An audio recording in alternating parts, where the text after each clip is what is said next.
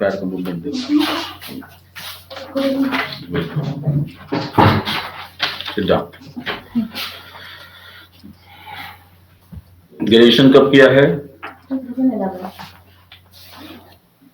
उसके बाद क्या किया है?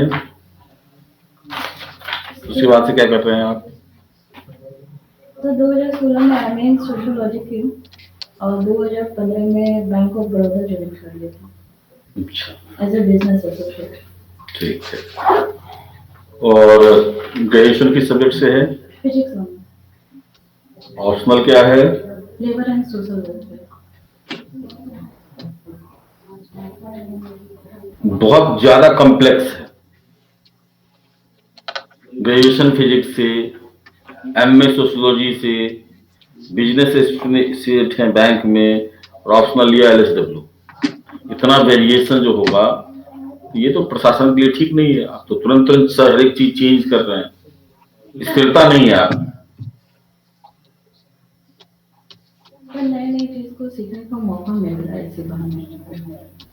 अच्छा, यानी फिजिक्स से आपने कुछ सीखा, फिर सोशियोलॉजी से कुछ सीखा, जी सर। फिर बैंक में कुछ सीखा, और सबका निचोड़ आपने एलएसडब्ल्यू में डाल दिया। जी सर, एलएसडब्ल्यू में एक्चुअली जॉब में आने के बाद टाइम नहीं मिल पाता, इसका सिलेबस छोटा था, इसी वजह से एलएसडब्ल्यू को ली। और सेकंड पार्ट ये था कि इसका जो सेकंड पेपर है उसमें प्रशासन का बहुत सारा यूज हो जाएगा। वुमेन के इश्यूज है, एससी एसटी होगा, पिछड़े वर्ग को लेकर, तो ये आगे जाके मुझे कहीं ना कहीं हेल्प करेगा, इसी वजह से मैं ये पेपर लेती थी। अच्छा, आपने कहा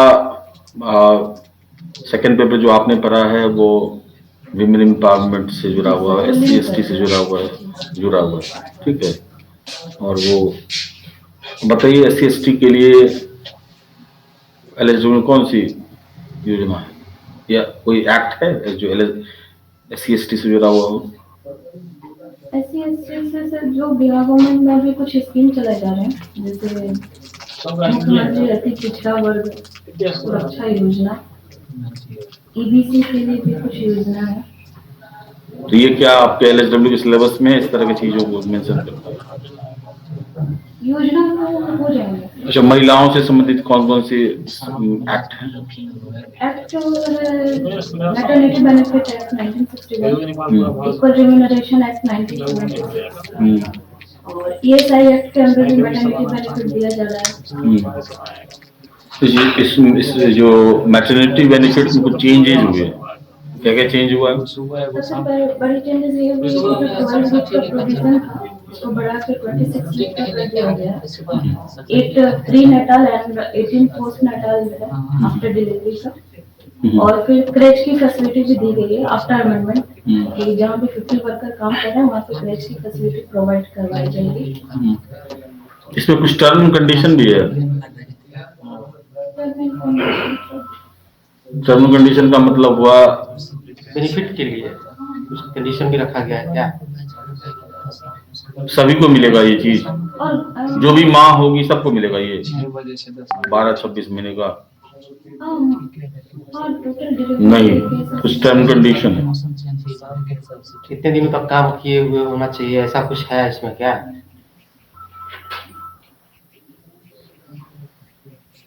अभी आपको रिकॉल नहीं हो रहा? रिकॉल नहीं कर पा। अच्छा, और चाइल्ड का भी कुछ है सेफ? चाइल्ड का भी कोई सेफ है? 2 से ज्यादा बच्चे होंगे तो हाँ, दो ही बच्चे के लिए, उसके तीसरा बच्चे हो तो उसको benefit.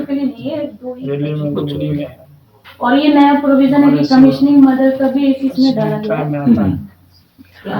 Mother commissioning mother amendment के बाद। अच्छा, ये फादर को भी मिलता है लीव? हाँ, 15 डेज का पैटर्निटी लीव। अच्छा, उसमें कुछ टर्म कंडीशन होगा? वो भी हिंदी लिखेगा। सॉरी सर, अभी तो रिकॉल नहीं कर पा रहे। अच्छा, ऐसा देखा गया है कि मैटरनिटी लीव के कारण जो इंडस्ट्री है या जो प्राइवेट सेक्टर के उद्योग है वो महिलाओं का जो एम्प्लॉय लेना नहीं चाहता है, क्योंकि जानता है कि उनको मैटरनिटी लीव देना पड़ेगा। तो कोई ऐसा उपाय बताइए कि जिससे कि महिला और पुरुष दोनों जो कर्मी हैं वो एक लेवल पे आ जाए।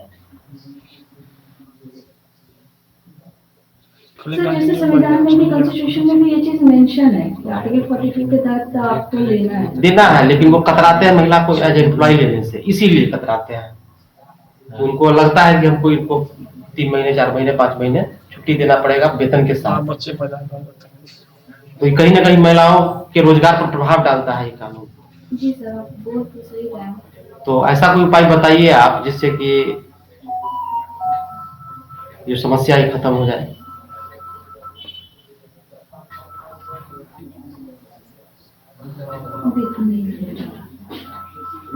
कोई समझ वही कॉन्स्टिट्यूशनल वाला मुझे समझ में आ रहा है कि तो बेनिफिट देने की बात करता है और बेनिफिट देने का प्रोविजन सरकार भी कर रही है। मतलब इस कारण तो ये हम कह सकते हैं जैसे बिहार में ऐसा हो सकता है ना कि अगर गवर्नमेंट ये रिजर्वेशन अगर इस तरह ऐसा लगा इसका इंटरव्यू खराब होगा। अगला बोल चुपचाप रहना चाहिए। जाए, इस तरह से मैटरनिटी लीव में बढ़ा दिया है, बहुत ज्यादा पीरियड है, तो शायद इस जो गैप है इस दोनों के बीच में इसको हम लोग पूरा कर सकते हैं। तब जो इस तरह की मेंटलिटी जो उद्यमियों की है कि भाई महिला एम्प्लॉय को हमको अधिक रिलैक्सेशन देना पड़ता है, पुरुषों को कम देना पड़ता है, तो वो कहीं ना कहीं कमेगा। एक पहलू ये भी है कि जैसे 2 ही बार मैटरनिटी बेनिफिट मिलेंगे, तो मुझे जहाँ तक लगता है कि पैटर्निटी लीव भी 2 ही बार मिलता है और पैटर्निटी भी 2 ही बार होगा। सर मैं ये बोल रही हूँ कि जैसे 2 साल के लिए 28 साल की सर्विस को आप इग्नोर नहीं कर सकते। तो ऐसा नहीं है कि मेल मेंबर जो होंगे, मेल एम्प्लॉय वो बीमार नहीं पड़ेंगे, जरूरत उनको भी है। तो मुझे नहीं लग रहा है कि मैटरनिटी बेनिफिट इशू हो सकता है। क्या पूरे एक लेडी के पूरे वर्क प्रोफाइल को आप चेक करेगा, पूरे सर्विस पीरियड को, तो आप 2 ही बार दे रहे हैं। आप मेरा प्रश्न नहीं समझिए। आप एज ए न्यू एम्प्लॉय अगर किसी भी कंपनी में जाती हैं, आपका क्वालिफिकेशन भी सेम है और एक मेल कैंडिडेट है उसका भी क्वालिफिकेशन सेम है, तो प्रेफर करता है कंपनी वाला मेल कैंडिडेट को। मतलब ये मैटरनिटी बेनिफिट लीव कहीं ना कहीं महिलाओं के रोजगार के अवसर को कम करता है। जी सर तो प्रश्न ये था कि ऐसा क्या उपाय किया जाए कि जो मेल लीव और फीमेल लीव के बीच में जो गैप है इसको हम भर सके, ताकि महिलाओं को भी पूरा अवसर मिले रोजगार में जाने का। एक तो वैकेंसी जो भी है उसमें रिजर्वेशन के तहत ये चीज कर सकते हैं कि वुमेन को आगे लाया जा सकता है। ये तो प्राइवेट सेक्टर में नहीं करा जा सकता मतलब ना, उसको आप बहुत ज्यादा मैनिपुलेट नहीं कर सकते। गवर्नमेंट सेक्टर में आप रिजर्वेशन दे सकते हैं, प्राइवेट सेक्टर आप रिजर्वेशन लागू करेंगे वो मानेगा तो थोड़ी। चलिए इस प्रश्न को छोड़ते हैं हम लोग। अभी हाल ही में एक देश में जो एबॉर्शन है उसको लीगल ऑथराइजेशन मिला है। कौन सा देश है? तो गेस बस 2-3 दिन पहले की बात है। गेस कर सकते हैं। हाँ, शायद स्वीडन है। अर्जेंटीना है। अच्छा, अपने यहाँ इस तरह का कोई है लॉ? एबॉर्शन इंडिया में इलीगल है। इलीगल नहीं है, उसके लिए है लॉ। टर्म एंड कंडीशन के साथ है कि the termination of pregnancy act law है अपने इंडिया में। प्रेगनेंसी एक्ट है। उसके बाद कुछ मंथ पहले अगर डॉक्टर के सुपरवाइजर में कि अगर वो फीमेल को नुकसान ना करे तो वो एबॉर्शन करवा सकते हैं। अगर एम्ब्रियो 12 वीक का हो तो किसी एक डॉक्टर के सामने में हो सकता है। अगर 15 वीक का हो तो उसके लिए 2 डॉक्टर चाहिए और प्लस जो पेरेंट्स का परमिशन चाहिए। पेरेंट्स की परमिशन भी चाहिए।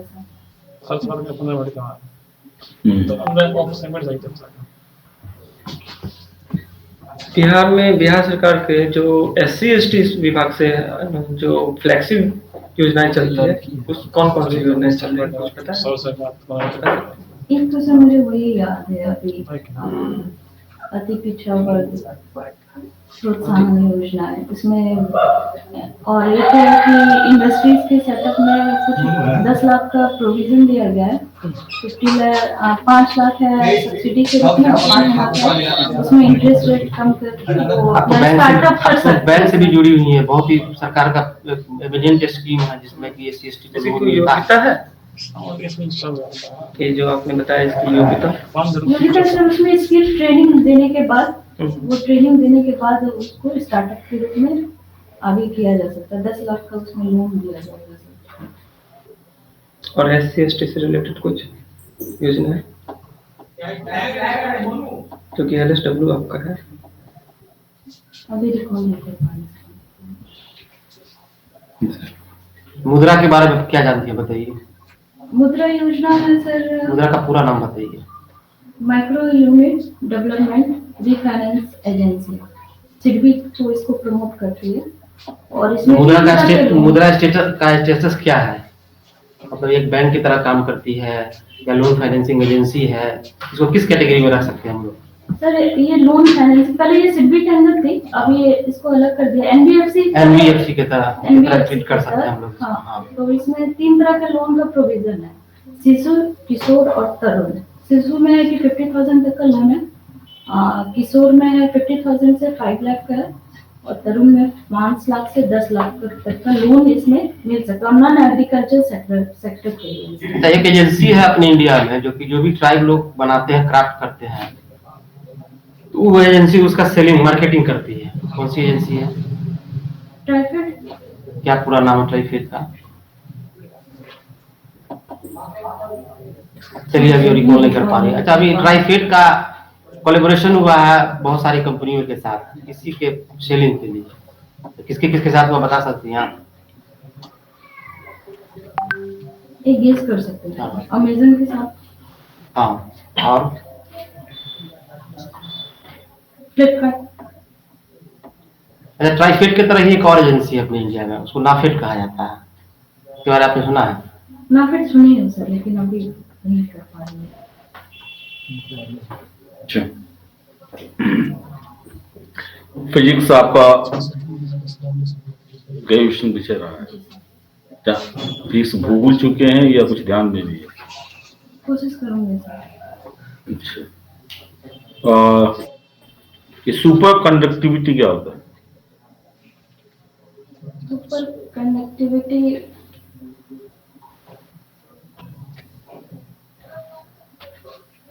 लो टेम्परेचर पे सर कोई कंडक्टर को एकदम लो टेम्परेचर पे जब यूज करते हैं, रेजिस्टेंस से कोई रिलेशन है इसका? हाँ सर, रेजिस्टेंस है। बताइए सर। टेम्परेचर पे ये 0 टेम्परेचर पे सर रेजिस्टेंस नहीं ध्यान। अच्छा, आपको पता है फॉरेनहाइट और सेंटीग्रेड जो है वो -40 डिग्री पर सिमिलर है, डबल कितना तो?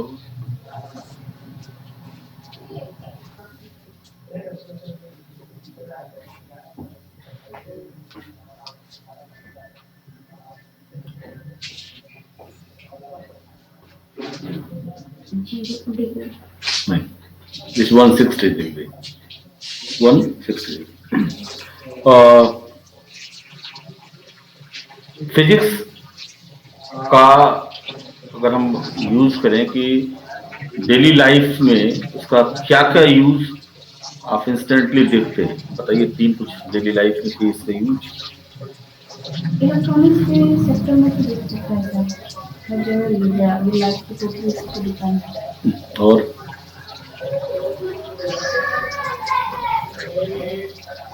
बर्नौली थ्योरम के बारे में बताएंगे कुछ? बर्नौली थ्योरम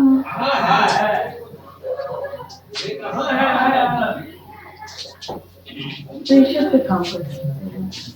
बताइए कैसे पे काम करते हैं, क्या आपके हिसाब से क्या सेफ है उसमें? बर्नौली थ्योरम पे आधारित कुछ एग्जांपल दे सकते हैं? आइस का फ्लोट होना। आइस का फ्लोट होना बर्नौली थ्योरम पे तो मुझे नहीं लगता है। रेलवे ट्रैक देखा है आपने? जी सर। लोग बोलते हैं गाड़ी अगर जा रही है तो आप कहते हैं ना खींच लिया जाएगा, वो जो है वो बर्न उस पे है, सेफ है। चलिए कोई बात नहीं। थर्मोडायनेमिक्स सुना है आपने? क्या है थर्मोडायनेमिक्स? अभी सर नहीं कर। अच्छा, हीरे की चमक किस कारण से होती है? ये टोटल इंटरनल डिफ्लेक्शन। और भी कोई कारण है? क्रिटिकल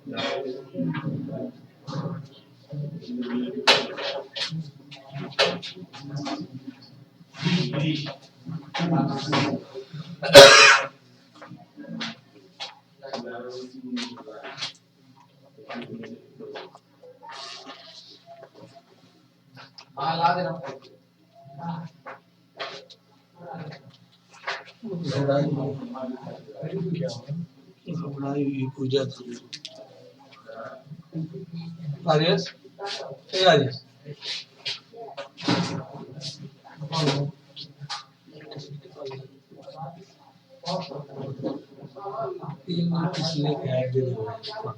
बोले ना को रख लेना उनसे निकालो पता चलता है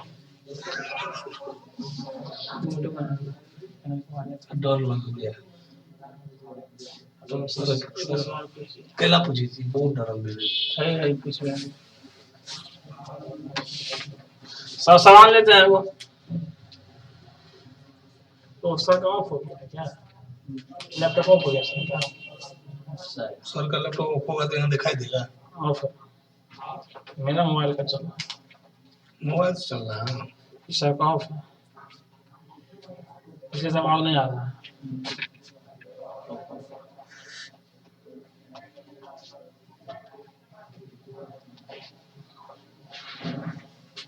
कोई फायदा नहीं बुला दो 5 मिनट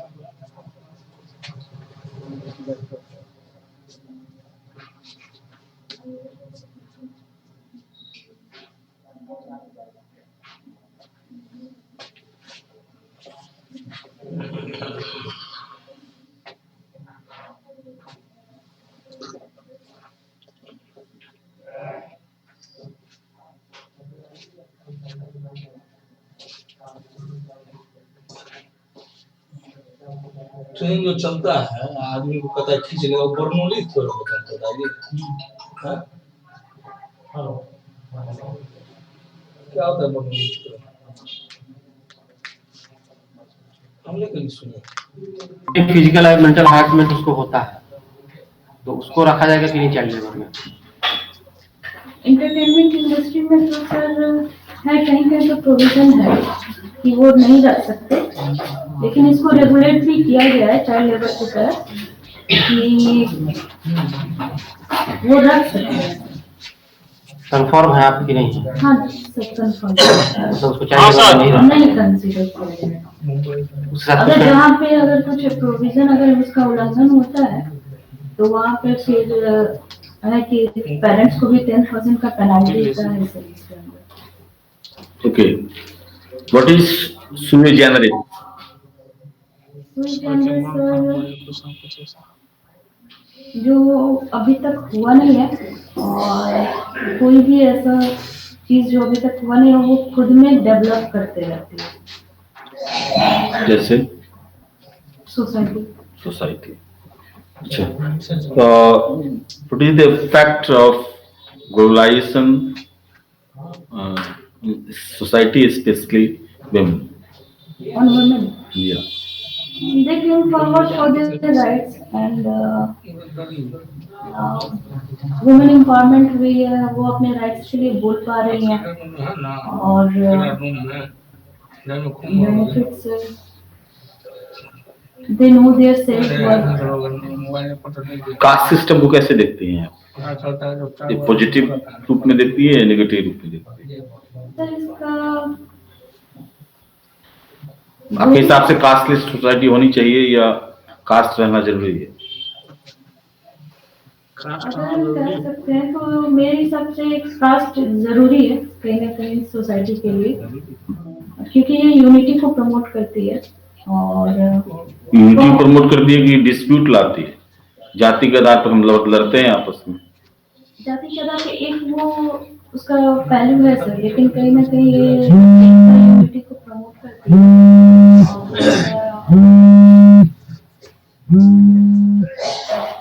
सर हम ले लेते हैं। हाँ ठीक। मान लीजिए बैंक ऑफ बड़ौदा में मेरा 5 लाख रुपया डिपॉजिट है और बैंक ऑफ बड़ौदा दिवालिया हो गया। सवाल सुन रहे हैं? हाँ, तो दिवालिया होने के बाद हमको कितना पैसा मिलेगा? सर एक बार फिर से बोलिएगा। 5 लाख रुपए लोन लेना है? नहीं, 5 लाख रुपया मेरा डिपॉजिट है आपके बैंक में। जी सर। और आपका बैंक बैंकरप्ट हो गया। जी। हमको कितना दीजिएगा? सर अभी जो नया प्रोविजन है उसके तहत है कि 5 लाख रुपए का आपको इंश्योरेंस बैंक प्रोवाइड करवा रही है सर, तो 5 लाख मिल जाएगा। ये 5 लाख नहीं मिल रहा है, प्रोसेस में है ना? कितना मिलेगा वो बताइए। और कंफर्म से मैं कह सकती हूँ कि 1 लाख रुपए तो मिलेगा। जो इंश्योरेंस मनी रहती है बैंक में वो अभी फिलहाल 1 लाख रुपए है सर, और इसको बढ़ाकर 5 लाख किया गया है। ठीक ठीक। अच्छा, कौन करता है इंश्योरेंस? Sorry sir? इंश्योरेंस कौन करता है? सर DCIDIC करते हैं सर। पूरा फुल फॉर्म बताइए। डिपॉजिट क्रेडिट इंश्योरेंस गारंटी, आगे नहीं याद। कब से ये स्कीम लागू है? सॉरी सर अभी ये याद नहीं है। ठीक है मैडम, ठीक है सर। बैंक का एक और क्वेश्चन है बस, ये मार्जिनल स्टैंडिंग फैसिलिटीज क्या होता है? MSF सर बैंक ये रखते हैं कि जैसे रात में भी अगर शॉर्ट टाइम मतलब सिंगल डे के लिए अगर आपको डिपॉजिट लेना है, मतलब कुछ मिसमैच हो गया, जैसे बैंक को रखना रहता है CRR SLR वो मेंटेन करना, और वो पैसे उसके पास नहीं है, तो वो MSF के थ्रू RBI से सर वो पैसे ले सकती है। अभी किस रेट पे मिल रहा है? अभी सर MSF में वो होता है कि 1% एक्स्ट्रा लगता है रेपो रेट और रिवर्स रेपो रेट का। कभी थोड़ा सा वैरी भी करता है, जैसे रेपो रेट अभी 4% है, तो अभी MSF थोड़ा सा ज्यादा है उससे। हाँ वो 1% का है, वो ज्यादा रहेगा। तो कितना? तो अभी जैसे रेपो रेट 4 है तो वो 5 हो जाएगा। एग्जैक्ट 1% तक का मार्जिन रखना है उनको, लेकिन उसके बीच में भी कहीं पे फिक्स किया था उसको। वो अभी नहीं। 4.65 जो बैंक रेट जितना है उतना ही MSF भी है। हाँ बैंक रेट और ले रहा है सर 4.65% है। जी सर। अच्छा, बैंक RBI जब मॉनेटरी पॉलिसी अनाउंस करती है, जी सर। हाँ, तो सभी बैंक फॉलो नहीं कर रहा उसको। सॉरी सर, क्वेश्चन है कि RBI की मॉनेटरी पॉलिसी को सभी बैंक फॉलो नहीं करते हैं। मॉनेटरी पॉलिसी को, हाँ, ऐसा क्यों? 2 मिनट। मॉनेटरी पॉलिसी को तो सर वो फॉलो करना उनका तो मैंडेटरी है सर। नहीं तो ऐसा बात तो नहीं है। कुछ है जैसे MCLR वगैरह रेट है जिसके तहत वो बैंक अभी इंटरनल अपना कुछ डिसाइड करती है। जैसे पहले बेस रेट था तो वो था कि आप उसके बिलो जाके आप लोन नहीं प्रोवाइड कर सकते, और बाद में इसको MCLR किया गया, तो वो है कि जो जैसे बैंक अंदर के जो इंटरनल हिडन चार्जेस रहते हैं लोन देने के बावजूद भी, तो इस वजह से वो बैंक टू बैंक से वेरी कर सकता है ये MCLR के तहत। ठीक है सर। अब इंड कर रहे हैं। हाँ सर। ये इसको अनुशासन संहिता आचार संहिता वो बता दीजिएगा, लिख लेंगे। Okay thank you sir.